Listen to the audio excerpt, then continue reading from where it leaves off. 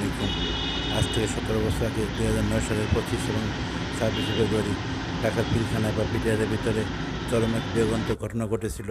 তখন বিডিআর বিদ্রোহ নামে পরিচিত ঘটনা ঘটেছিল। বিডিআর মধ্যে কিছু সদস্য উচ্ছৃঙ্খল আচরণের কারণে সেনাবাহিনীর অনেক সৈনিক, অনেক অফিসার মারা গিয়েছেন। সেই দিবসটিকে স্মরণ করে প্রতি বছর নানা আলোচনা হয়, প্রতি বছর নতুন নতুন তথ্য আবিষ্কৃত হয়, নতুন নতুন ঝামেলা বাড়ে, কিন্তু সিদ্ধান্ত কিছুই হয় না এবং বিচার প্রক্রিয়া শেষ হয় না। সেনাবাহিনীর যেসব অফিসাররা মারা গেছিলেন তাদের স্ত্রী সন্তানরা আজও আশা করতে দেখেন তাদের প্রিয়জন হত্যার বিচার হবে, সেই বিচারের কোনো খবর নেই। সেনাবাহিনীতে চেষ্টার অন্ত নেই, কিন্তু প্রশাসনিক কোনো জ্ঞানদামের জন্য বা সমস্যার জন্য হয়তো আটকে আছে। এবার দেখা যাচ্ছে যে শেখ হাসিনাকে তৎকালীন প্রধানমন্ত্রী শেখ হাসিনাকে আসামি করা হচ্ছে, অর্থাৎ নতুন একটি ডেভেলপমেন্ট হলো। বিচার কার্য কী হবে তা জানি না, কিন্তু নতুন আসামি বাড়লো আর কি।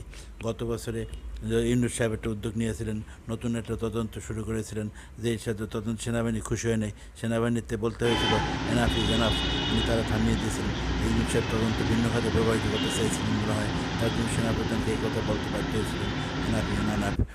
বাংলাদেশ সকল টিভি চ্যানেলে তার এই বাণীটা প্রচার হয়েছিল। তৎকালীন সেনা দিবসে তিনি ভাষণের মধ্যে বলেছিলেন যে যা হয়েছে আমরা আমরা আর কিছু দেখতে চাই না। যা হোক, সেই অবস্থায় আছে। আলোচনা প্রতি দিবসে আলোচনা হয়, দিবস শেষ আলোচনা থেমে থাকে, বিচার প্রক্রিয়া আর আগাচ্ছে না। বিচারের বাণী নিবৃত্ত কাজে কথাটি আবার সত্য পরিণত হতে যাচ্ছে বাংলাদেশের মধ্যে।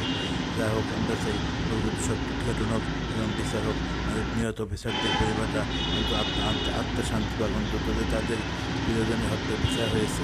যা হোক, দিবসটি উপলক্ষে আমরা নিহত অফিসারদের আত্মার শান্তি কামনা করি এবং তাদের জন্য মহান রাব্বুল আলামিনের কাছে ব্যস্ত নসিব করুক, এই কামনা করি।